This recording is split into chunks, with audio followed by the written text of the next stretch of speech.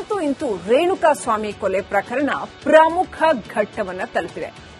ಕೊಲೆ ಆರೋಪ ಹೊತ್ತು ಜೈಲು ಸೇರಿದ್ದ ದರ್ಶನ್ ಮತ್ತು ಪಟಾಲಂಗೆ ಇದೀಗ ಚಾರ್ಜ್ ಫ್ರೇಮಿಂಗ್ ಪ್ರಕ್ರಿಯೆಯೂ ಕೂಡ ಮುಕ್ತಾಯವಾಗಿದೆ. ಆದರೆ ಈ ವೇಳೆ ಕೋರ್ಟ್ನಲ್ಲಿ ಹೈ ಡ್ರಾಮಾನೇ ನಡೆಯಿತು.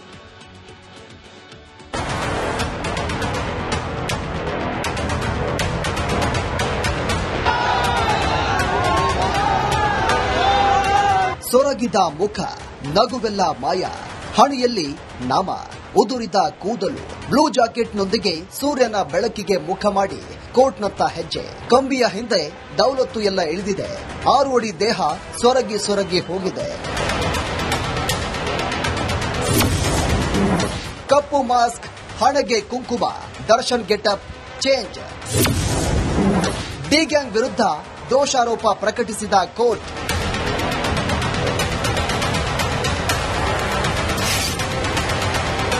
ರೇಣುಕಾಸ್ವಾಮಿ ಕೊಲೆ ಆರೋಪಿ ನಟ ದರ್ಶನ್ ಕೋರ್ಟ್ಗೆ ಬಂದಿದ್ದೇ ಬಾರಿ ಡಿಫರೆಂಟ್ ಆಗಿತ್ತು.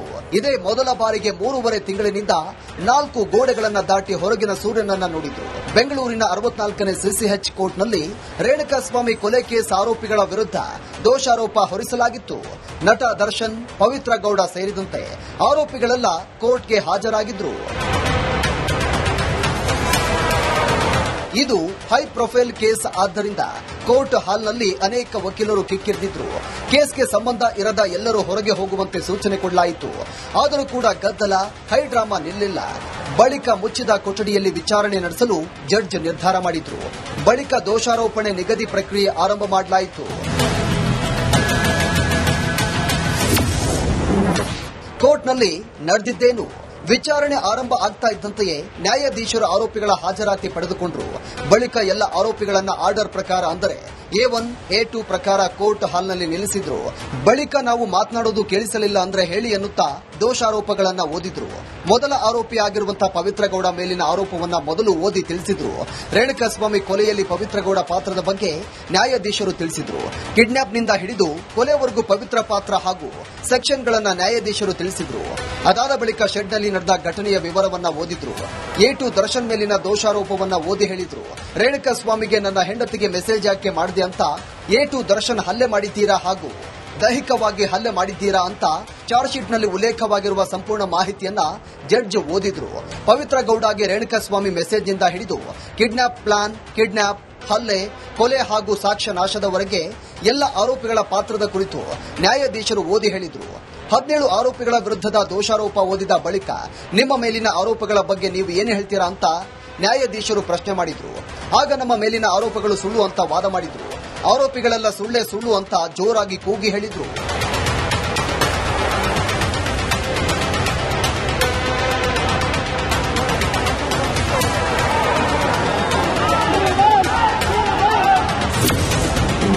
ನವೆಂಬರ್ 10ಕ್ಕೆ ಸಾಕ್ಷಿಗಳ ವಿಚಾರಣೆ ಮುಂದೂಡಿಕೆ. ದರ್ಶನ್, ಪವಿತ್ರ ಗೌಡ ಸೇರಿದಂತೆ ಎಲ್ಲ ಆರೋಪಿಗಳು ಕೂಡ ತಮ್ಮ ಮೇಲಿನ ಆರೋಪ ಸುಳ್ಳು ಸುಳ್ಳು ಅಂತ ಹೇಳಿದ್ರು. ಹಾಗಾಗಿ ಸಾಕ್ಷಿಗಳ ವಿಚಾರಣೆಯನ್ನ ನವೆಂಬರ್ 10ಕ್ಕೆ ಮುಂದೂಡಲಾಗಿದೆ. ಗಿಲ್ಟ್ ಮಾಡಿದ್ರಲ್ವ ಸರ್, ತಪ್ಪು ಮಾಡಿದ್ರೆ ಅಲ್ವಾ ನಾವು ಪ್ಲೀಡ್ ಆಗೋದು. ಯಾರು ತಪ್ಪು ಮಾಡಿಲ್ಲ, ಸೊ ಅದಕ್ಕೆ ನಾವು ಯಾರು ತಪ್ಪು ಮಾಡಿಲ್ಲ, ಇದೊಂಥರ ನಮ್ಮೇಲೆ ಸುಳ್ಳು ಕೇಸು ಅಂತ ಹೇಳಿದ್ದಾರೆ. ಸೊ ಅದ್ರ ಪ್ರಕಾರ ಆಗಿದೆ. ಸುಳ್ಳು ಕೇಸನ್ನ ಸುಳ್ಳು ಕೇಸ್ ಅಂತಾನೆ ತಾನೇ ಹೇಳಬೇಕು. ಸೊ ಪೊಲೀಸ್ನವರು ಇಟ್ಸ್ ಕಂಪ್ಲೀಟ್ಲಿ ಒಂಥರ ಮ್ಯಾನಿಪುಲೇಟೆಡ್, ಕ್ರಿಯೇಟೆಡ್, ಏನೆಲ್ಲ ಮಾಡಬಹುದು, ಪೊಲಿಟಿಕಲಿ ಮೋಟಿವೇಟೆಡ್, ಇದು ಆತರ ಕೇಸೇ ಇದು ಅಲ್ಲ. ಅದು ಖಂಡಿತ ಬರೀ ನೀವ್ ಹೇಳ್ತಾ ಇದ್ದೀರಾ ಅಷ್ಟೇ, ಆತರ ಎಲ್ಲೂ ಇಲ್ಲ.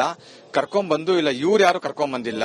ದರ್ಶನ್ ಇರ್ಬೋದು ಅಥವಾ ಪವಿತ್ರ ಗೌಡ ಆಗಿರ್ಬೋದು, ಮತ್ತೊಬ್ಬರಿಗೆ ಯಾರು ಕರ್ಕೊಂಡ್ ಬಂದಿಲ್ಲ. ಎಲ್ಲೋ ಟ್ರಾವೆಲ್ ಮಾಡ್ತಾ ಇರೋ ಫೋಟೋ ಫುಟೇಜಸ್ ನ ತೆಗೆದು ಇದಕ್ಕೆ ಕನೆಕ್ಟ್ ಮಾಡಿದ್ದಾರೆ ಅಂತ ನಾವ್ ಹೇಳ್ತಾ ಇರೋದು. ಪವಿತ್ರ ಕರೆದ ತಕ್ಷಣ ಮುಂದೆ ಬಂದು ನಿಂತ ದರ್ಶನ್. ಕೋರ್ಟ್ನಲ್ಲಿ ಎಲ್ಲ ಆರೋಪಿಗಳು ಬಂದು ನಿಂತಾಗ ಮತ್ತೊಂದು ಹೈಡ್ರಾಮಾ ನಡೆಯಿತು. ಕೋರ್ಟ್ ಹಾಲ್ನಲ್ಲಿ ಪವಿತ್ರ ಹಿಂದೆ ನಿಂತಿದ್ದ ದರ್ಶನ್ ಅನ್ನ ಆಕೆಯೇ ಮುಂದೆ ಬರುವಂತೆ ಕರೆದಲು. ಆಗ ದರ್ಶನ್ ಪವಿತ್ರ ನಿಂತಿದ್ದ ಜಾಗದಿಂದ 2 ಹೆಜ್ಜೆ ಮುಂದೆ ಬಂದು ಪವಿತ್ರಳನ್ನ ಹಿಂದೆ ಕಳಿಸಿ ತಾನು ಮೊದಲು ನಿಂತರು. 81 ದಿನಗಳ ಬಳಿಕ ಇದೇ ಮೊದಲ ಬಾರಿಗೆ ದರ್ಶನ್ ಮತ್ತು ಪವಿತ್ರ ಮುಖಾಮುಖಿಯಾಗಿ ಬಂದು ನಿಂತಿದ್ರು. ದರ್ಶನ್ ಇರುವ ವಾಹನ ಹತ್ತಲು ಪವಿತ್ರ ಗೌಡ ಯತ್ನ. ಸಹಿ ಮಾಡಿ ಕೋರ್ಟ್ನಿಂದ ಹೊರಡುವಾಗ ದರ್ಶನ್ ಜೊತೆಯಲ್ಲಿ ತೆರಳಲು ಪವಿತ್ರ ಗೌಡ ಯತ್ನಿಸಿದ್ದಾಳೆ. ತಕ್ಷಣ ಎಚ್ಚೆತ್ತ ಪೊಲೀಸರು ಪವಿತ್ರಳನ್ನ ಮತ್ತೊಂದು ವಾಹನದಲ್ಲಿ ಕರೆದೊಯ್ದಿದ್ದಾರೆ.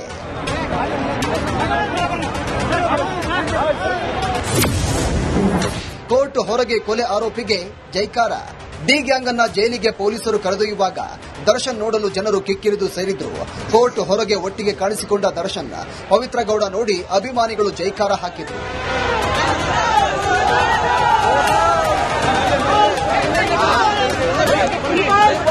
ನೆಕ್ಸ್ಟ್ ಇದಾದ್ಮೇಲೆ ಒಂದು ಡೇಟ್ ಫಿಕ್ಸ್ಡ್ ಡೇಟ್ ಫಾರ್ ಅಂದ್ರೆ ವಿಚಾರಣೆ ಅಂದ್ರೆ ಸಾಕ್ಷಿಗಳ ವಿಚಾರಣೆಗೆ ಒಂದು ದಿನಾಂಕ ನಿಗದಿ ಆಗುತ್ತೆ. ಅದಕ್ಕಿಂತ ಮುಂಚೆ ಪ್ರಾಸಿಕ್ಯೂಷನ್ ಅವರು ಒಂದು ಲಿಸ್ಟ್ ಆಫ್ ವಿಟ್ನೆಸಸ್ ಕೊಡಬೇಕು. ಅಂದ್ರೆ ಈ ಪ್ರಕರಣದಲ್ಲಿ ಎಷ್ಟು ಜನ ಸಾಕ್ಷಿಗಳಿದ್ದಾರೆ, ನಾವು ಯಾರನ್ನ ಮೊದಲು ಎಕ್ಸಾಮಿನೇಷನ್ ಅಂದ್ರೆ ವಿಚಾರಣೆ ಮಾಡ್ತೀವಿ, ಯಾರನ್ನ ನಂತರ ಎಕ್ಸಾಮಿನೇಷನ್ ಮಾಡ್ತೀವಿ, ವಿಚಾರಣೆ ಮಾಡ್ತೀವಿ ಅಂತ ಪ್ರಾಸಿಕ್ಯೂಷನ್ ಅವರು ಕೋರ್ಟ್ಗೆ ಮತ್ತೆ ನಮಗೆ ಅದು ಅವ್ರದ್ದು ಮುಂಚಿತವಾಗಿ ನಮ್ಗೊಂದು ಅರ್ಜಿ ಕೊಡಬೇಕಾಗುತ್ತೆ, ಅವ್ರ ಲಿಸ್ಟ್ ಆಫ್ ವಿಟ್ನೆಸಸ್ ಅಂತ.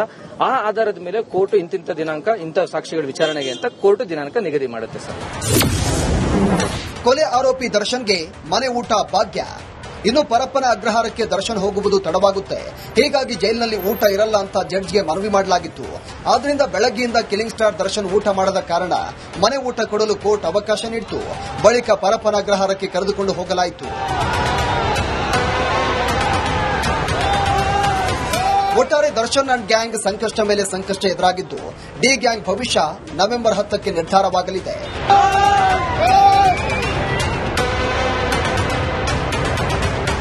Crime bureau, republic Kannada.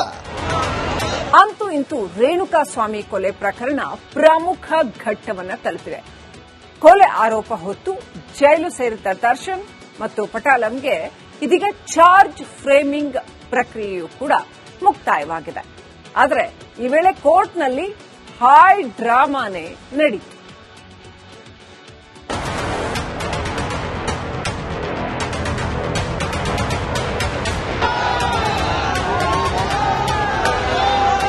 ಸೊರಗಿದ ಮುಖ, ನಗುವೆಲ್ಲ ಮಾಯ, ಹಣೆಯಲ್ಲಿ ನಾಮ, ಉದುರಿದ ಕೂದಲು, ಬ್ಲೂ ಜಾಕೆಟ್ನೊಂದಿಗೆ ಸೂರ್ಯನ ಬೆಳಕಿಗೆ ಮುಖ ಮಾಡಿ ಕೋರ್ಟ್ನತ್ತ ಹೆಜ್ಜೆ. ಕಂಬಿಯ ಹಿಂದೆ ದೌಲತ್ತು ಎಲ್ಲ ಇಳಿದಿದೆ. 6 ಅಡಿ ದೇಹ ಸೊರಗಿ ಸೊರಗಿ ಹೋಗಿದೆ. ಕಪ್ಪು ಮಾಸ್ಕ್, ಹಣೆಗೆ ಕುಂಕುಮ, Darshan getup change. D gang ವಿರುದ್ಧ ದೋಷಾರೋಪ ಪ್ರಕಟಿಸಿದ ಕೋರ್ಟ್.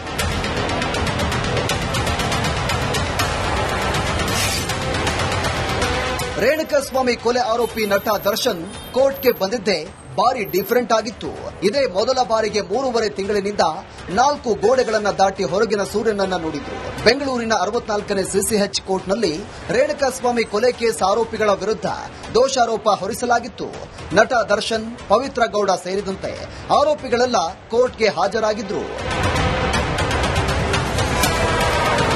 ಇದು ಹೈ ಪ್ರೊಫೈಲ್ ಕೇಸ್ ಆದ್ದರಿಂದ ಕೋರ್ಟ್ ಹಾಲ್ನಲ್ಲಿ ಅನೇಕ ವಕೀಲರು ಕಿಕ್ಕಿರಿದಿದ್ರು.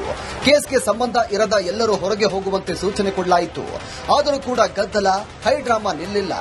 ಬಳಿಕ ಮುಚ್ಚಿದ ಕೊಠಡಿಯಲ್ಲಿ ವಿಚಾರಣೆ ನಡೆಸಲು ಜಡ್ಜ್ ನಿರ್ಧಾರ ಮಾಡಿದ್ರು. ಬಳಿಕ ದೋಷಾರೋಪಣೆ ನಿಗದಿ ಪ್ರಕ್ರಿಯೆ ಆರಂಭ ಮಾಡಲಾಯಿತು. ಕೋರ್ಟ್ನಲ್ಲಿ ನಡೆದಿದ್ದೇನು? ವಿಚಾರಣೆ ಆರಂಭ ಆಗ್ತಾ ಇದ್ದಂತೆಯೇ ನ್ಯಾಯಾಧೀಶರು ಆರೋಪಿಗಳ ಹಾಜರಾತಿ ಪಡೆದುಕೊಂಡರು. ಬಳಿಕ ಎಲ್ಲ ಆರೋಪಿಗಳನ್ನ ಆರ್ಡರ್ ಪ್ರಕಾರ ಅಂದರೆ A1, A2 ಪ್ರಕಾರ ಕೋರ್ಟ್ ಹಾಲ್ನಲ್ಲಿ ನಿಲ್ಲಿಸಿದ್ರು. ಬಳಿಕ ನಾವು ಮಾತನಾಡೋದು ಕೇಳಿಸಲಿಲ್ಲ ಅಂದ್ರೆ ಹೇಳಿ ಎನ್ನುತ್ತಾ ದೋಷಾರೋಪಗಳನ್ನ ಓದಿದ್ರು.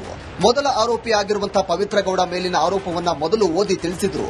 ರೇಣುಕಾಸ್ವಾಮಿ ಕೊಲೆಯಲ್ಲಿ ಪವಿತ್ರ ಗೌಡ ಪಾತ್ರದ ಬಗ್ಗೆ ನ್ಯಾಯಾಧೀಶರು ತಿಳಿಸಿದ್ರು. ಕಿಡ್ನಾಪ್ನಿಂದ ಹಿಡಿದು ಕೊಲೆವರೆಗೂ ಪವಿತ್ರ ಪಾತ್ರ ಹಾಗೂ ಸೆಕ್ಷನ್ಗಳನ್ನ ನ್ಯಾಯಾಧೀಶರು ತಿಳಿಸಿದ್ರು. ಅದಾದ ಬಳಿಕ ಶೆಡ್ನಲ್ಲಿ ನಡೆದ ಘಟನೆಯ ವಿವರವನ್ನ ಓದಿದ್ರು. A2 ದರ್ಶನ್ ಮೇಲಿನ ದೋಷಾರೋಪವನ್ನ ಓದಿ ಹೇಳಿದ್ರು. ರೇಣುಕಾಸ್ವಾಮಿಗೆ ನನ್ನ ಹೆಂಡತಿಗೆ ಮೆಸೇಜ್ ಯಾಕೆ ಮಾಡಿದೆ ಅಂತ A2 ದರ್ಶನ್ ಹಲ್ಲೆ ಮಾಡಿದ್ದೀರಾ ಹಾಗೂ ದೈಹಿಕವಾಗಿ ಹಲ್ಲೆ ಮಾಡಿದ್ದೀರಾ ಅಂತ ಚಾರ್ಜ್ ಶೀಟ್ನಲ್ಲಿ ಉಲ್ಲೇಖವಾಗಿರುವ ಸಂಪೂರ್ಣ ಮಾಹಿತಿಯನ್ನ ಜಡ್ಜ್ ಓದಿದ್ರು. ಪವಿತ್ರ ಗೌಡಗೆ ರೇಣುಕಾಸ್ವಾಮಿ ಮೆಸೇಜ್ನಿಂದ ಹಿಡಿದು ಕಿಡ್ನಾಪ್ ಪ್ಲಾನ್, ಕಿಡ್ನಾಪ್, ಹಲ್ಲೆ, ಕೊಲೆ ಹಾಗೂ ಸಾಕ್ಷ್ಯ ನಾಶದವರೆಗೆ ಎಲ್ಲ ಆರೋಪಿಗಳ ಪಾತ್ರದ ಕುರಿತು ನ್ಯಾಯಾಧೀಶರು ಓದಿ ಹೇಳಿದ್ರು. 17 ಆರೋಪಿಗಳ ವಿರುದ್ಧದ ದೋಷಾರೋಪ ಓದಿದ ಬಳಿಕ ನಿಮ್ಮ ಮೇಲಿನ ಆರೋಪಗಳ ಬಗ್ಗೆ ನೀವು ಏನು ಹೇಳ್ತೀರಾ ಅಂತ ನ್ಯಾಯಾಧೀಶರು ಪ್ರಶ್ನೆ ಮಾಡಿದ್ರು. ಆಗ ನಮ್ಮ ಮೇಲಿನ ಆರೋಪಗಳು ಸುಳ್ಳು ಅಂತ ವಾದ ಮಾಡಿದ್ರು. ಆರೋಪಿಗಳೆಲ್ಲ ಸುಳ್ಳೇ ಸುಳ್ಳು ಅಂತ ಜೋರಾಗಿ ಕೂಗಿ ಹೇಳಿದ್ರು.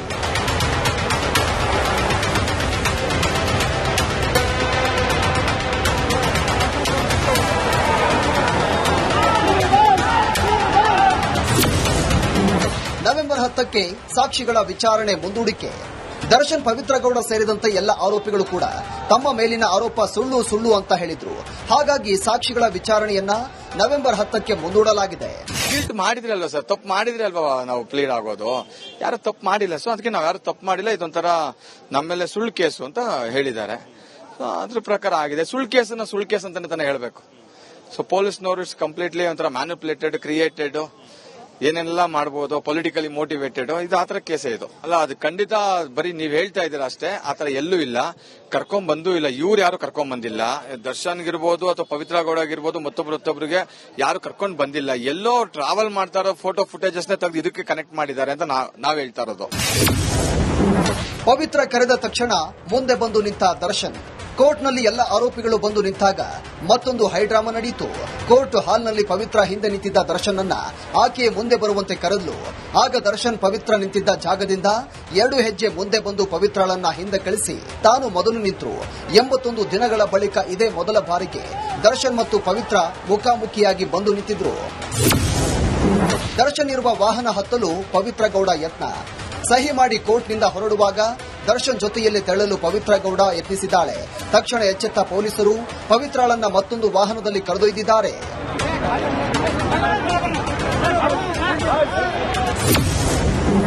ಕೋರ್ಟ್ ಹೊರಗೆ ಕೊಲೆ ಆರೋಪಿಗೆ ಜೈಕಾರ.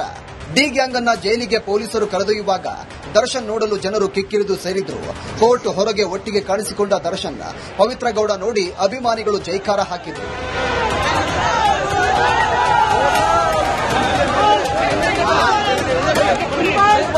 ನೆಕ್ಸ್ಟ್ ಇದಾದ್ಮೇಲೆ ಒಂದು ಡೇಟ್ ಫಿಕ್ಸ್ಡ್ ಡೇಟ್ ಫಾರ್ ಅಂದ್ರೆ ವಿಚಾರಣೆ, ಅಂದ್ರೆ ಸಾಕ್ಷಿಗಳ ವಿಚಾರಣೆಗೆ ಒಂದು ದಿನಾಂಕ ನಿಗದಿ ಆಗುತ್ತೆ. ಅದಕ್ಕಿಂತ ಮುಂಚೆ ಪ್ರಾಸಿಕ್ಯೂಷನ್ ಅವರು ಒಂದು ಲಿಸ್ಟ್ ಆಫ್ ವಿಟ್ನೆಸಸ್ ಕೊಡಬೇಕು. ಅಂದ್ರೆ ಈ ಪ್ರಕರಣದಲ್ಲಿ ಎಷ್ಟು ಜನ ಸಾಕ್ಷಿಗಳಿದ್ದಾರೆ, ನಾವು ಯಾರನ್ನ ಮೊದಲು ಎಕ್ಸಾಮಿನೇಷನ್ ಅಂದ್ರೆ ವಿಚಾರಣೆ ಮಾಡ್ತೀವಿ, ಯಾರನ್ನ ನಂತರ ಎಕ್ಸಾಮಿನೇಷನ್ ಮಾಡ್ತೀವಿ, ವಿಚಾರಣೆ ಮಾಡ್ತೀವಿ ಅಂತ ಪ್ರಾಸಿಕ್ಯೂಷನ್ ಅವರು ಕೋರ್ಟ್ಗೆ ಮತ್ತೆ ನಮಗೆ ಅದು ಅವ್ರದ್ದು ಮುಂಚಿತವಾಗಿ ನಮ್ಗೊಂದು ಅರ್ಜಿ ಕೊಡಬೇಕಾಗುತ್ತೆ, ಅವ್ರ ಲಿಸ್ಟ್ ಆಫ್ ವಿಟ್ನೆಸಸ್ ಅಂತ. ಆ ಆಧಾರದ ಮೇಲೆ ಕೋರ್ಟ್ ಇಂತಿಂತ ದಿನಾಂಕ ಇಂಥ ಸಾಕ್ಷಿಗಳ ವಿಚಾರಣೆಗೆ ಅಂತ ಕೋರ್ಟ್ ದಿನಾಂಕ ನಿಗದಿ ಮಾಡುತ್ತೆ ಸರ್. ಕೊಲೆ ಆರೋಪಿ ದರ್ಶನ್ಗೆ ಮನೆ ಊಟ ಭಾಗ್ಯ. ಇನ್ನು ಪರಪ್ಪನ ಅಗ್ರಹಾರಕ್ಕೆ ದರ್ಶನ್ ಹೋಗುವುದು ತಡವಾಗುತ್ತೆ. ಹೀಗಾಗಿ ಜೈಲಿನಲ್ಲಿ ಊಟ ಇರಲ್ಲ ಅಂತ ಜಡ್ಜ್ಗೆ ಮನವಿ ಮಾಡಲಾಗಿತ್ತು. ಆದ್ರಿಂದ ಬೆಳಗ್ಗೆಯಿಂದ ಕಿಲಿಂಗ್ ಸ್ಟಾರ್ ದರ್ಶನ್ ಊಟ ಮಾಡದ ಕಾರಣ ಮನೆ ಊಟ ಕೊಡಲು ಕೋರ್ಟ್ ಅವಕಾಶ ನೀಡಿತು. ಬಳಿಕ ಪರಪ್ಪನ ಅಗ್ರಹಾರಕ್ಕೆ ಕರೆದುಕೊಂಡು ಹೋಗಲಾಯಿತು. ಒಟ್ಟಾರೆ ದರ್ಶನ್ ಅಂಡ್ ಗ್ಯಾಂಗ್ ಸಂಕಷ್ಟ ಮೇಲೆ ಸಂಕಷ್ಟ ಎದುರಾಗಿದ್ದು ಡಿ ಗ್ಯಾಂಗ್ ಭವಿಷ್ಯ ನವೆಂಬರ್ 10ಕ್ಕೆ ನಿರ್ಧಾರವಾಗಲಿದೆ.